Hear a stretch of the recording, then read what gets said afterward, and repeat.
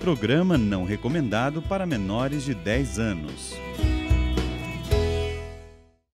E o programa Mais Saúde, nessa série maravilhosa sobre nutrição materno-infantil. Lembra quando eu fiz um programa com o Dr. Cícero Coimbra, que nós intitulamos de Por uma Geração Mais Saudável? Porque dizem que se a gente quer mudar alguma coisa aqui no país, tem que começar por essa nova geração. Então, temos que trazê-la saudável, sim, com toda a sua inteligência emocional aflorada. E isso começa, na verdade, antes de você pensar de ter um bebê, mas a partir do momento que você se descobriu gestante, dá pra gente fazer coisas incríveis, tá? Durante a amamentação também, e isso nós já falamos nos programas anteriores, que você pode ir lá pegar no Canção Nova Play. E eu tô recebendo aqui a minha querida colega nutricionista, que quando eu preciso de alguma coisa materno-infantil, Mari, me conta que estudo você tem aí. E é interessante, porque vocês vão ver nas respostas da doutora Marilene, que ela, se não tem um estudo sobre o assunto, ela fala, não tem estudo e ela não responde, porque a gente só faz as coisas baseadas em literatura científica.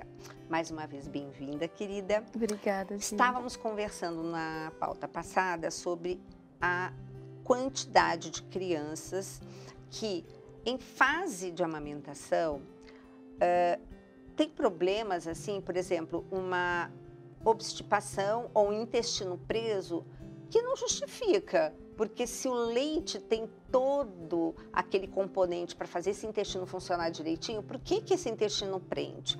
E outra coisa, quantas alergias, né? Então, vamos falar hoje um pouco sobre o que está acontecendo e que a gente percebe bem que é no momento da amamentação que isso acontece, né? Então, Gi, essas reações adversas aos alimentos, elas já começam muitas vezes na própria amamentação, né? Um dos principais alimentos seria o leite, lidera, né? Que a gente já começa a ver os sintomas do APLV, que é a alergia à proteína do leite de vaca. Com sintomas como dermatites atópicas, sangramento nas fezes, tá? Muita irritabilidade daquela criança, e aí aquela criança fica quieta, ela não consegue dormir. E aí quando a gente retira esses alimentos da mamãe, a criança melhora. Então, assim, eu vejo isso diariamente no consultório. Então, significa que aquilo que nós comemos, nós passamos via leite materno para essa criança. Eu já tive muita experiência de... As pessoas ficam intrigadas, mas como o que eu estou comendo está dando alergia no meu bebê? E aí, quando retira, é assim, uma bênção. Tira com a mão, é impressionante. A gente conhece bem as proteínas dos leites, no caso da vaca, porque é muito raro você ter o pessoal usando um laticínio que não seja de vaca, né? Agora, tem outros alimentos também, não tem? Porque o que é alérgeno é a proteína, é a parte proteica do alimento, né? Isso. E nós temos outros alimentos cuja parte também proteica traz esse prejuízo, né? Então, Gi, temos o leite, ele lidera, né? Depois do leite, eu diria que o glúten é um desses alimentos totalmente modificado. O nosso leite também é totalmente modificado, né? Então, assim, o Bruno, em uma das aulas dele, ele falava assim, aquele alimento branco que se vende no supermercado, né? Eu gostei muito dessa frase dele. Então, assim, isso dificulta muito, dificulta a microbiota da mãe, que, por sua vez, vai refletir na microbiota do bebê. Então, a gente tem vários bebês com reações, que quando a gente tira o alimento, eles melhoram. A principal, o leite, o glúten, tá? O ovo também. Agora, uma coisa é muito importante ressaltar, a gente precisa estar junto, alergista e nutricionista. Assim. Né? Porque não devemos fazer dieta de exclusão do que é saudável. Eu digo isso porque às vezes elas começam a retirar vários alimentos, né? Existem algumas substâncias também que a gente tem na laranja e no limão que podem também causar cólicas no bebê. A octopamina, a né? A octopamina pode também, mas a gente não pode generalizar. Isso. De forma geral, eu digo assim, qual a alimentação da lactante? Alimentação saudável, que ela veio da gestação. E aí você me pergunta, leite e glúten pode permitir? Quando eu falo alimento saudável, será que entraria leite e glúten? Gente, vamos pensar assim, eu gosto muito de olhar a evolução do ser humano e mais ainda, eu gosto de ir lá no livro do Gênesis e ver qual foi o primeiro alimento que Deus colocou para nós. Legumes, verduras e frutas, né? Isso. Que você usa uma FLV. Essa daí, ó. FLV, primeira coisa que Deus colocou. Depois, no quarto dia, não fez nada para a gente comer. E no quinto dia, o primeiro foram os peixes, depois as aves e, portanto, os ovos. E foi só no último dia da criação que entraram as proteínas vermelhas, que não são proibidas, mas a gente come em excesso. Se você pegar isso, você já tem como tem que ser 80% a alimentação dos legumes, das verduras e das frutas. Então, pergunto eu, tinha glúten em algum desses alimentos da natureza? Glúten não existia. O glúten vem daquela espiga do trigo que depois de ser colhida, ela tem que ser processada, ser feita uma farinha. Dessa farinha ainda vai se fazer o pão. Quer dizer, não é uma coisa que estava não estava na natureza, você pegou e comeu.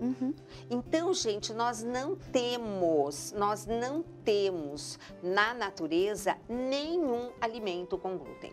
Isso. E se você parar para olhar a evolução do ser humano, eu inclusive uso isso de exemplo. Gente, no meio da Amazônia, pensa lá aquelas tribos isoladas, tem curral, tem padaria, e as mulheres não têm osteoporose e as crianças, vai ver, cada índio bem fortinho. Então, gente... Sem alergias. Sem alergia, ainda mais, né? Então, o que acontece? São produtos industrializados. Isso. Pensa nisso, tá? Então, durante esse período todo que você se dedica tanto, porque às vezes a mulher não quer fazer para ela, mas quando fala é para o filho, ela faz. Por amor. Exato, por amor, né? E então, pensa nisso com carinho.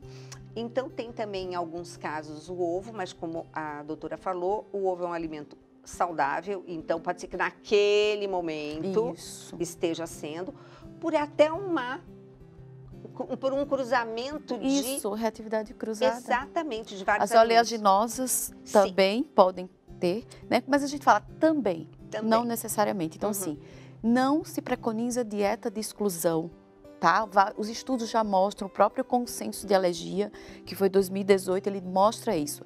Não se deve excluir dieta da lactante que seja saudável. Aí, às vezes elas me perguntam, eu posso isso é saudável? Né? A minha pergunta é essa. Então, desde que seja saudável, não devemos. Até porque a gente está formando o paladar do bebê. Então, precisa se oferecer todos os alimentos e variar. Porque às vezes a gente fica com uma pequena variação de frutas, legumes e verduras. Então, dentro desses alimentos, também tentar variar. Gente, acho que o recado foi dado. Então, melhor do que isso, impossível. Então, você que está amamentando, exclua. Ah, mas o meu bebê não está sentindo nada. Agora, né? Então, mas eu fico tão preocupada porque eu digo assim, um dia a conta chega, né, Mari? Não tem como. Então, vamos nessa fase retirar isso que a doutora estava falando, que vai melhorar muito, não só o seu bebê, como no futuro, né, evitar tantas alergias que a gente tem visto hoje. Bom, queridos e queridas, esse foi o programa Mais Saúde, lembrando lá dos livros novos, né, que nós temos à disposição, tem o do Dr. Roque, tem a da coleção Mais Saúde, né, que está super bonitinho, e o Nutrição, Saúde e Fertilidade, que o que tem de foto de legume, verdura e fruta, gente, pelo amor de Deus, e o intestino, onde tudo começa e não onde tudo termina. E eu termino aqui mandando um beijo para os nossos irmãos portugueses e esperando vocês para o próximo Mais Saúde.